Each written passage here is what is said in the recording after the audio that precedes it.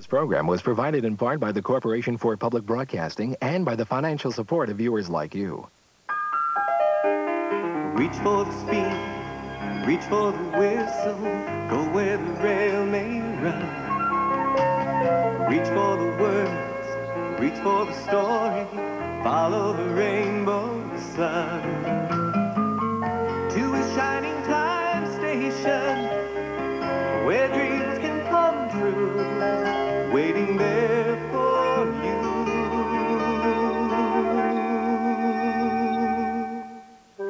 We have to do something, but what? That windstorm last night completely wrecked the early bird's nest. They need help, but how? Well, yes, I suppose getting all the other birds to stage a benefit concert would help, but would they do it? Who should I ask? Well, I know Skylark is a wonderful singer, but she'd never do it. She's so stuck up. You know who Skylark reminds me of? That silly snob of an engine, Sir Handel.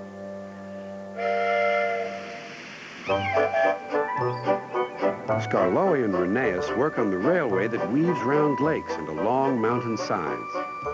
Their coaches are filled with visitors, and the engines are proud to run the line, come rain or shine.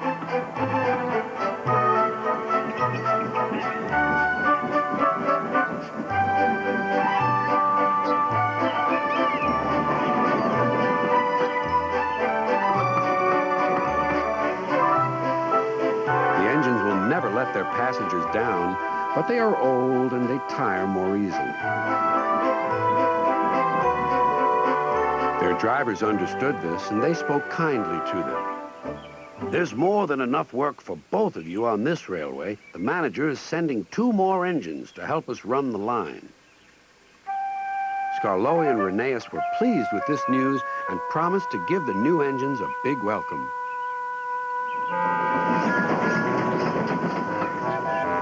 When Sir Handel and Peter Sam arrived, they found they had much to learn.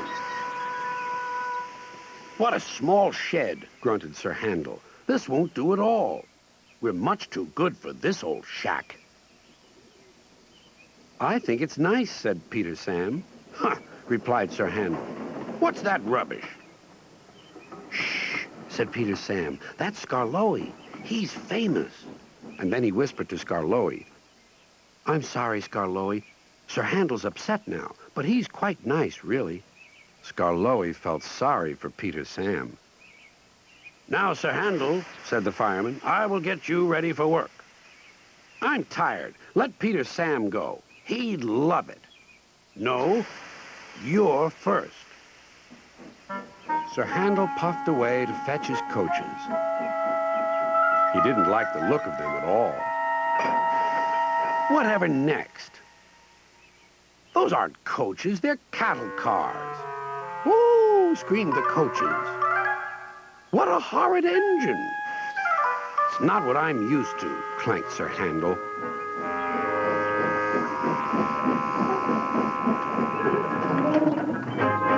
He rolled to the platform just as Gordon arrived. Hello, who are you? I'm Gordon. Who are you? I'm Sir Handel. I've heard of you. You're an express engine. So am I. But I'm used to new coaches, not these cattle cars. Do you have new coaches? I see you do. We must have a chat. Sorry I can't stop. We must keep time, you know. Gordon was speechless. Clouds of steam filled the air as Sir Handel huffed and puffed along the line.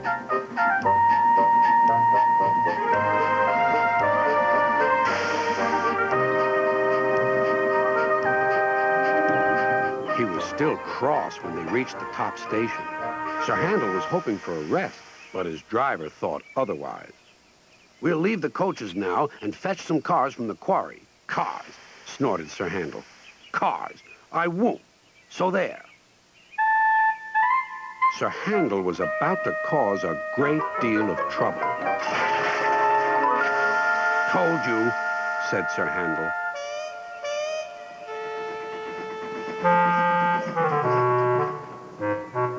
By the time workmen came to rescue him, Sir Handel was feeling rather silly. To make matters worse, there stood Sir Topham Hatt. His message to Sir Handel was brief and blunt. "I shall talk to you later."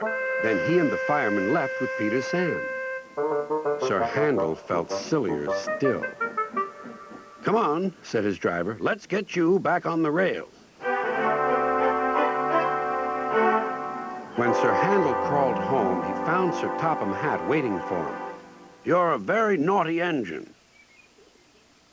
I hope I can trust you to behave when you next come out of this shed." After hearing that, I'm sure Sir Handel will, aren't you? I will call her. Give me a minute. I have to rehearse a bit. Skylark? I was wondering if you'd be so kind as to perform a song or two at a benefit concert to help the early birds? She hung up on me. Who does she think she is? I told you, someday that stuck-up Skylark will learn her lesson, just the way Sir Handel did. Sir Handel is very proud of his big, sturdy wheels. They have broad tires and hold well to the rails, but they are unusual. One day, the other engines wouldn't stop teasing him. "Look at his steamroller wheels," they joked. "Be quiet," snorted Sir Handel. "You're jealous." "Don't worry," soothed Peter Sam. "The engines all teased me about my special funnel until they learned how useful it is." "Did you hear that?" huffed Sir Handel. "My wheels are special, like Peter Sam's funnel. I can go faster than any of you." Skarloey had a plan to make Sir Handel see sense. "With your grand wheels, Sir Handel," said Skarloey, "you're just the engine to tackle George." "Who's George?" "That steamroller over there," replied Skarloey. "Listen." The steamroller was making rude remarks about the engines. "Railways are no good. Turn them into roads. Pull them up. Turn them into roads. Railways are no good. Turn them into roads. Pull them up. Turn them into roads." "Don't worry," said Sir Handel. "Leave him to me. I'll send him packing. George will soon get a run for his money." Later that morning, George was at the level crossing. "Huh. You're Sir Handel, I suppose." Sir Handel was standing no nonsense. "And you, I suppose, are George?" "Yes, I've heard of you." "And I've heard of you. You swank around with your steamroller wheels, pretending you're as good as me." "Actually, I'm better. Goodbye."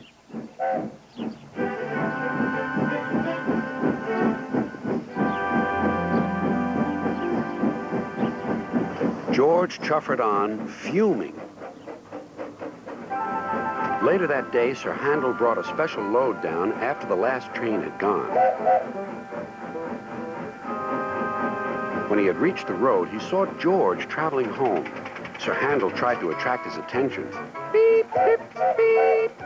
George took no notice. There was barely room to pass.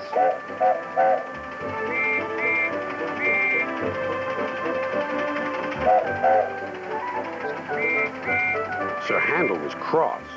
"Get out of my way, you great clumsy road hog."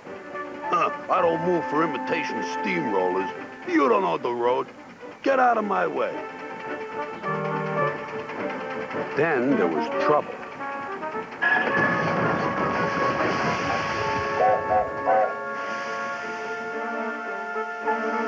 "Ah!" cried Sir Handel.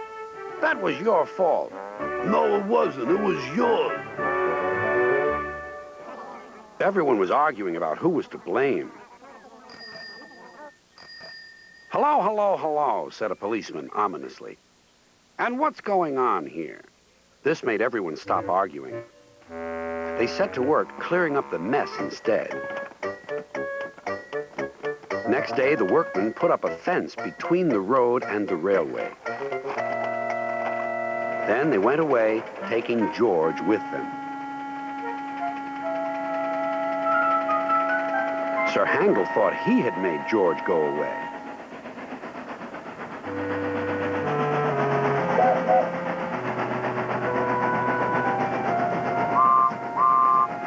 He talked of nothing but steamrollers. Oh, dear, whispered Scarloey. He's worse than ever. I'm sorry my plan was no good. Never mind, said Rusty. We'll think of something else. But they had no need to do that. Some boys arrived instead. They pointed to the engine and cried, "Look, here's Sir Handel. He tried to race a steamroller, but the steamroller nearly beat him." Sir Handel never mentioned steamrollers now. I know she didn't really hang up on me because I didn't really call her. But imagine how I'd feel if she had. No, we'll have to get someone else to perform. What about Old Brown the Owl? That Who song of his is always a hit. We'll call it The Who, live in concert. He's not too advanced in years to do it. Remember how old Edward came through when James needed help? One day, James had to wait at the station till Edward and his train came in. This made him cross. Late again! Edward laughed and James fumed away.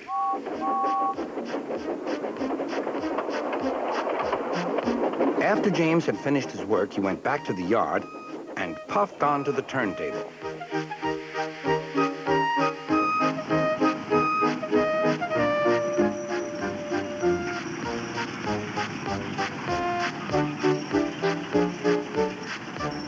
He was still feeling very bad-tempered.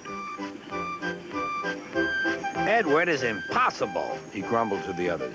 he clanks about like a lot of old iron, and he is so slow, he makes us wait. Thomas and Percy were indignant. Old iron? Slow? Why, Edward could beat you in a race any day. Really, said James. I should like to see him do it.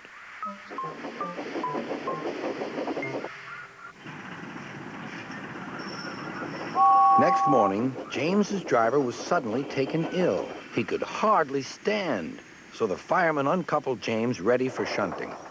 James was impatient. Suddenly, the signalman shouted. There was James puffing away down the line. All traffic halted, called the signalman. Then he told the fireman what had happened. Two boys were on James's footplate fiddling with the controls. Phew. They tumbled off and ran when James started. The signalman answered the telephone. Yes? He's here. Right. I'll tell him.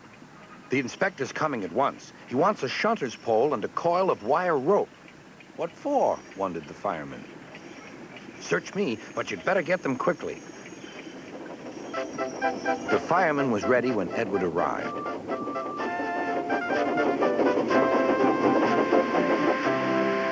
The inspector saw the pole and the rope. Good man, jump in. We'll catch him, puffed Edward. James was laughing.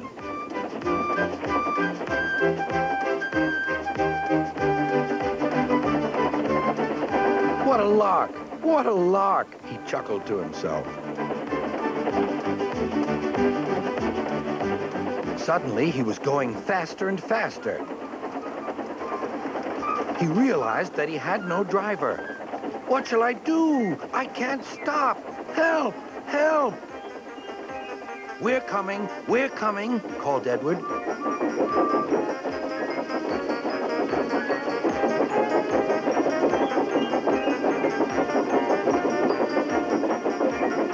Edward was panting up behind with every ounce of steam he had.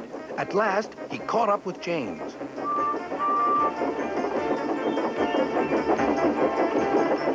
Steady, Edward, called his driver. The inspector stood on Edward's front, holding a noose of rope in the crook of the shunter's pole. He was trying to slip it over James's buffer. The engines swayed and lurched. At last, got him, he shouted. He pulled the noose tight. Gently braking, Edward's driver checked the engine speed, and James's fireman scrambled across and took control. So, the old iron caught you after all, chuckled Edward. I'm sorry, whispered James. Thank you for saving me. You were splendid, Edward. That's all right, replied Edward. The engines arrived at the station side by side. Sir Topham Hatt was waiting. A fine piece of work, he said. James, you can rest and then take your train. I'm proud of you, Edward. You shall go to the works and have your worn parts mended. Oh, thank you, sir, said Edward. It'll be lovely not to clank. I called Owl. He sleeps all day, but I got his answering machine. I left a message, but I doubt he'll show up. I suppose we could ask Cuckoo, but he's so cheeky. Cuckoo's every bit as cheeky as Thomas the Tank Engine. It was a beautiful morning on the island of Sodor. Thomas the Tank Engine's blue paint sparkled in the sunshine as he puffed happily along his branch line with Annie and Clarabelle. He was feeling very pleased with himself.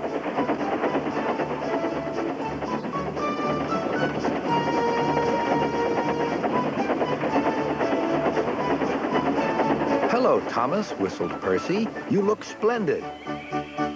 Yes, indeed, boasted Thomas. Blue is the only proper color for an engine. Oh, I don't know. I like my brown paint, said Toby. I've always been green. I wouldn't want to be any other color either, added Percy. Well, anyway, huffed Thomas, blue is the only color for a really useful engine. Everyone knows that. Percy said no more. He just grinned at Toby. Later, Thomas was resting when Percy arrived. A large hopper was loading his freight cars full of coal. Thomas was still being cheeky. Careful, he warned. Watch out with those silly cars. Go on, muttered the cars. And by the way, went on Thomas, those buffers don't look very safe to me. The last load poured down. Help, help, cried Thomas. Get me out. Percy was worried, but he couldn't help laughing. Thomas's smart blue paint was covered in coal dust from smokebox to bunker.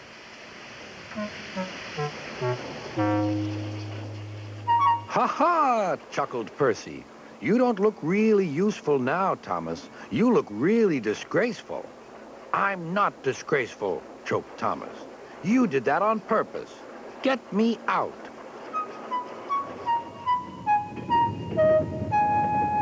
It took so long to clean Thomas that he wasn't in time for his next train. Toby had to take Annie and Clarabelle. Poor Thomas, whispered Annie to Clarabelle. They were most upset.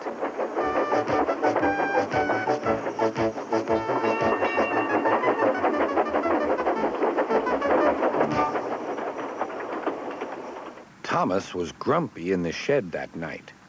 Toby thought it a great joke, but Percy was cross with Thomas for thinking he had made his paint dirty on purpose.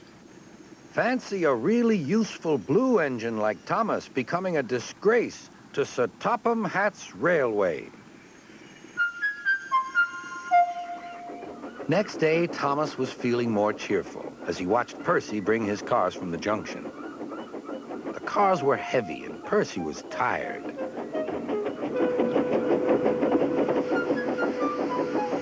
Have a drink, said his driver. Then you'll feel better. The water column stood at the end of the siding with the unsafe buffers. Suddenly, Percy found that he couldn't stop. The buffers didn't stop him either. Oh, wailed Percy. Help!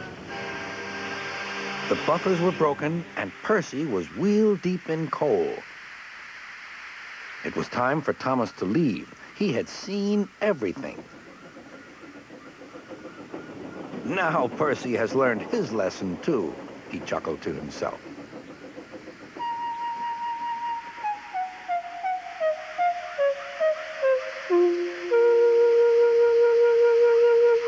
That night, the two engines made up their quarrel.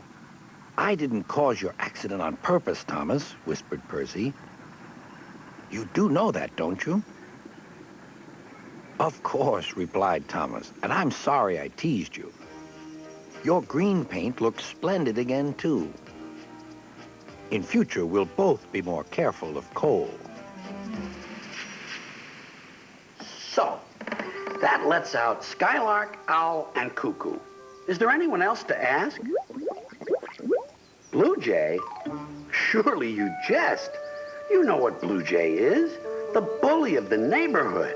You don't really think he'd offer to help the early birds, do you? All right, I'll ask him. But he'll never do it. Blue Jay's as mean as that Diesel.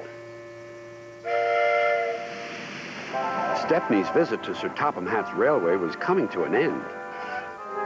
"We shall miss you," said Sir Topham Hatt.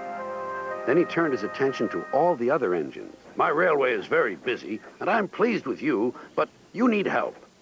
A diesel is all that's available. Please do your best to avoid any disturbances." "What does that mean?" whispered Duck. That means this diesel is difficult. Snapped James. And he was. The diesel surveyed the shed. Not bad. I've seen worse. At least you're all clean.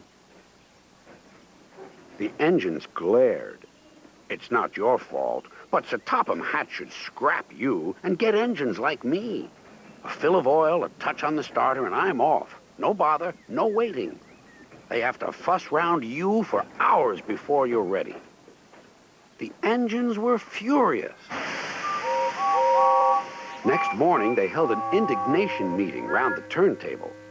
Disgraceful. Disgusting. Despicable. To say such things to us, cried Donald and Douglas. It's to teach him a lesson we'd be wanting. Now, how do we do it? Their chance came sooner than expected. The diesel was purring comfortably. An inspector watched a fitter making final adjustments. The wind tugged at the inspector's hat. The diesel was ready. Look at me, Duck and Stepney. Now I'll show you something. He rolled proudly toward his coaches. Then it happened.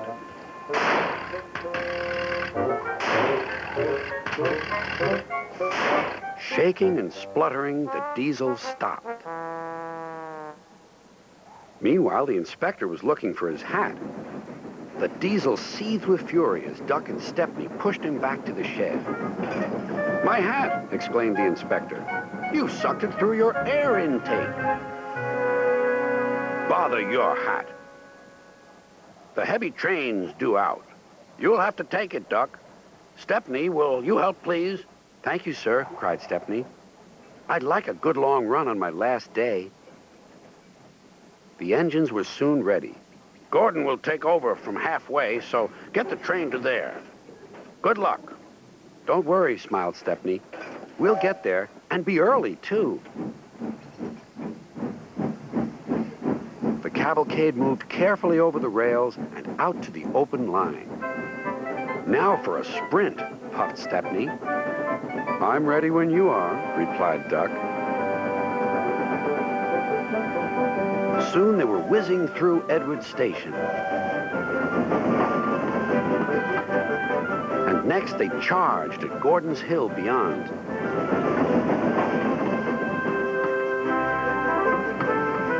They felt the drag of the heavy coaches here. It was hard work.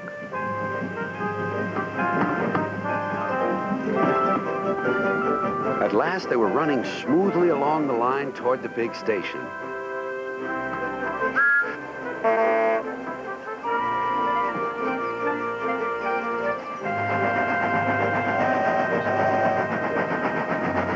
Hello, you're early, said Gordon. That's one in the headlamp for old Diesel.